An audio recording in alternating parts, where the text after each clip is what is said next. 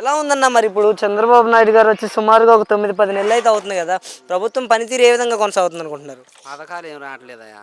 సంక్షేమ పథకం అనేది ఏమి లేవు. సిలిండర్ అనేది ఒకటి ఇచ్చారు. కొంతమందికి పడ్డాయి ఆ సబ్సిడీస్, కొంతమంది పల్ల, చాలా మందికి బల్ల. ఇంకే పథకాలు అమల్లోకి రాలా. వస్తే ఏదైనా ఎమ్మెల్యేలకైనా ఏదైనా సమాధానం చెప్పగలుగుతారు జనం, లేకపోతే ఒప్పుకోరు. సంక్షేమం అనేది ఇవ్వకపోతే జనం ఊరుకోరు. అంటే జగన్మోహన్ రెడ్డి టైంలో రాష్ట్రాన్ని అప్పుల పాలు చేసిపోయాడు, లో బడ్జెట్లో పెట్టేసి వెళ్ళాడు, పథకాలు ఇవ్వడానికి టైం పడుతుంది అంటున్నారు కదా మరి చంద్రబాబు నాయుడు గారు.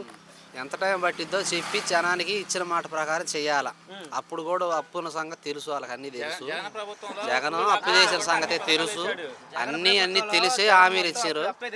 అన్నీ తెలిసే హామీలు ఇచ్చారు. ఇచ్చిన మాట నిలబెట్టుకుంటే ప్రజలు నమ్ముతారు. అంటే జగన్మోహన్ రెడ్డి ఏంటంటే వాళ్ళ కులస్తులకి, వాళ్ళ పార్టీ వాళ్ళకి చేసి అందరికీ చేశారని చెప్పుకున్నారు. అలాంటిదేమి లేదు, అందరికి అందినాయి. మాకు తెలుసు టీడీపీ అన్న మాకు వాళ్ళు వీళ్ళని లేదు, అందరికీ పథకాలు అందినాయి. అవన్నీ ఉట్టి మాటలు ఏదో చెబుతారు కానీ